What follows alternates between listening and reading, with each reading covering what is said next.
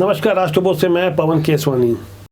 Cricket के समझने वालों को अच्छी तरह से पता है, जब बड़े स्कोर का पीछा करना हो तब हार्ड हिटर को भेजा जाता है कि जो जल्दी जल्दी स्कोर करे, खासकर तब जब मैच सीमित ओवरों का हो और कम ओवर बचे हों। ऐसे ही हालात छत्तीसगढ़ की राजनीति में है, जहां चुनाव को 1.5 साल से भी कम का समय बचा है और विपक्ष की तैयारी नहीं के बराबर नजर आ रही थी। ऐसे में भारतीय जनता पार्टी ने अपने सबसे मजबूत हार्ड हिटर यानी अजय जामवाल को भेजा है, क्षेत्रीय संगठन मंत्री बनाकर, और उनका मुख्यालय रायपुर तय कर दिया गया है। अजय जामवाल ने जिस तरह से 3 दिन मैराथन बैठक ली और उसके बाद तुरंत प्रदेश अध्यक्ष बदलवाने में अपनी अहम भूमिका दर्ज करवा दी, इससे स्पष्ट हो गया कि अजय जामवाल आने वाले दिनों में किस तरह से कार्यों को अंजाम देने वाले हैं। अजय जामवाल पूर्णकालिक संघ के प्रचारक के रूप में अपने अनुषंगिक संगठन भारतीय जनता पार्टी के लिए नियुक्त किए गए। 2018 के बाद उन्होंने जिस तरह से नॉर्थ ईस्ट में खासकर अपनी भूमिका तय की, उसका परिणाम भी भारतीय जनता पार्टी को मिला। हालांकि 2017 में हिमाचल के मुख्यमंत्री के रूप में उनका नाम तय किया जा रहा था, लेकिन उससे कहीं आगे अजय जामवाल ने नॉर्थ ईस्ट में एक एक कर कई मुख्यमंत्री भारतीय जनता पार्टी के बनवा दिए। दरअसल बिलासपुर के सांसद अरुण साव की भारतीय जनता पार्टी छत्तीसगढ़ प्रदेश अध्यक्ष के रूप में नियुक्ति का काम आसान नहीं था। लंबे समय से विष्णुदेव साय एक तरह से कार्यकारी अध्यक्ष के रूप में काम कर रहे थे, क्योंकि तीसरी बार उन्हें मौका जून 2020 में मिला था। तब से विष्णुदेव साय के कार्यकाल को लेकर यह कयास लगाए जा रहे थे कि अब और तब नए प्रदेश अध्यक्ष की नियुक्ति होगी। दरअसल संगठन खेमा नहीं चाहता था कि उनकी पसंद के विपरीत एक ऐसा नाम आ जाए जैसा अरुण साव का नाम आ चुका है, जो कि बिलासपुर के सांसद होने के बावजूद किसी धर्मलाल कौशिक या अमर अग्रवाल के खेमे से नहीं आते हैं।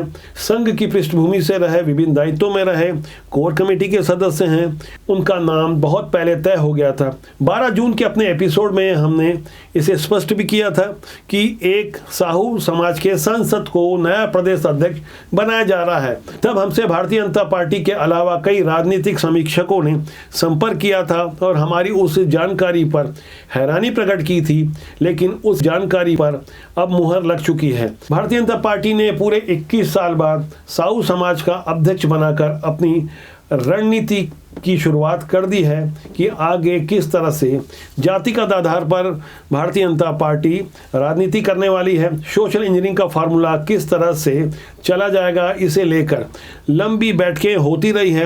अंदर खाने की ढेर सारी बातें निकलकर सामने आई। बदलाव के मौसम में एक बड़ा अपडेट हमारे पास आया है कि भारतीय जनता पार्टी छत्तीसगढ़ के संगठन महामंत्री पवन साय को उनके दायित्व से हटा दिया जा रहा है। नए संगठन मंत्री की नियुक्ति हो रही है। 4 नामों की सूची मेरे पास है। एक नाम लगभग तय है जिन्हें बनाया जाना है।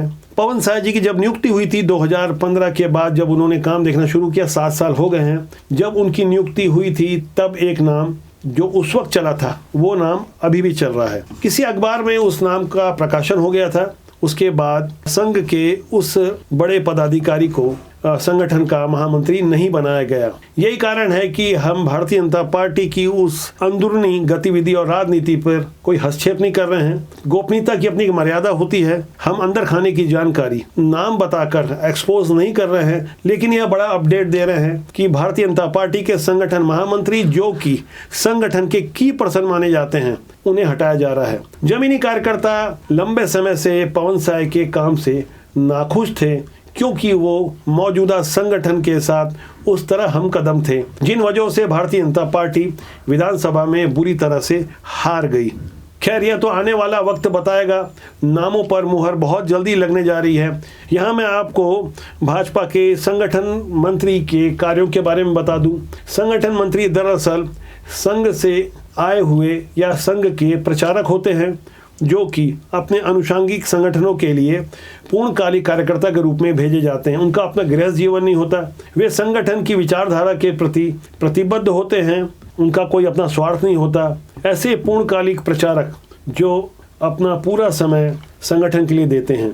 नरेंद्र मोदी भी संघ के प्रचारक रहे। उनका अपना गृहस्थ जीवन नहीं रहा।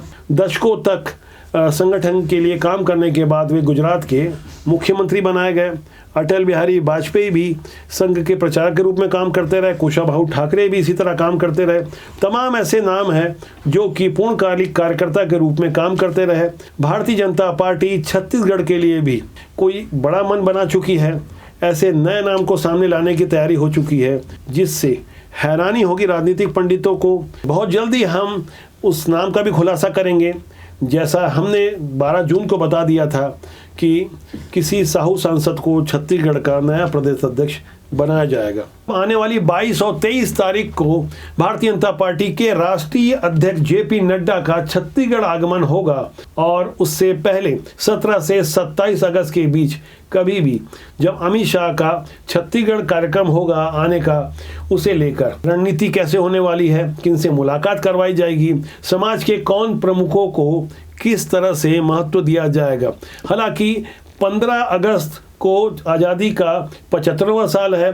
लाल किले के शीर्ष से प्रधानमंत्री कुछ बड़ी घोषणाएं करने वाले हैं, जिसका सीधा असर भारतीय जनता पार्टी और खासकर छत्तीसगढ़ के लिए कितना मुफीद होगा, यह देखने वाली बात होगी। वैसे जातिगत आधार पर सबसे ज़्यादा आबादी का एक बड़ा वर्ग ओबीसी का छत्तीसगढ़ में है, जो 51 से 52% है। इस बारे में हमारी लगातार चर्चा होती रही है।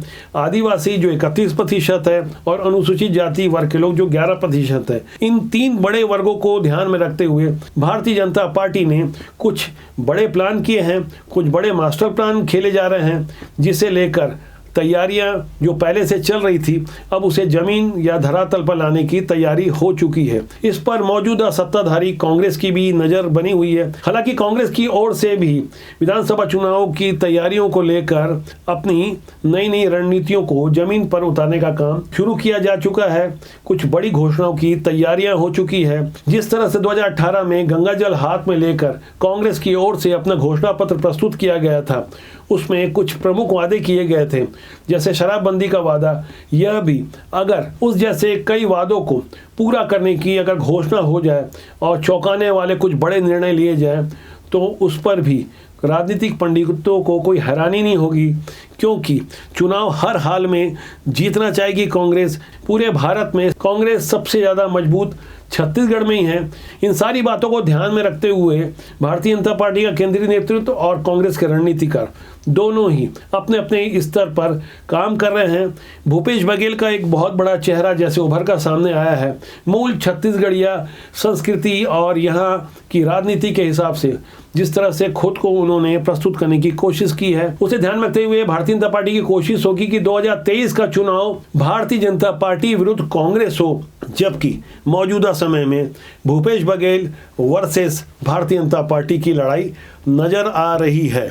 ऐसी चुनौतियों से निपटने के लिए भारतीय जनता पार्टी के युवा मोर्चा को एक टास्क दिया गया कि वह बेरोजगारी टेंट लगाए। जिस तरह से कांग्रेस रोजगार और बेरोजगारी का मुद्दा केंद्रीय स्तर पर उठाती रहती है, वहीं भारतीय जनता युवा मोर्चा को छत्तीसगढ़ के लिए बेरोजगारी टेंट लगाने का टास्क दिया गया। यह कितना सफल हुआ, यह छत्तीसगढ़ के निवासी अच्छी तरह से जानते हैं। युवा मोर्चा का काम कहीं बहुत ज़्यादा मजबूती के साथ अभी भी नजर नहीं आ रहा है। यही कारण है कि युवा मोर्चा के राष्ट्रीय अध्यक्ष और सांसद तेजस्वी सूर्या का छत्तीसगढ़ आगमन होने जा रहा है। रक्षाबंधन के बाद भारतीय जनता पार्टी के 2 बड़े केंद्रीय नेता अमित शाह और जेपी नड्डा के अलावा तेजस्वी सूर्या के आने की भी जानकारी है।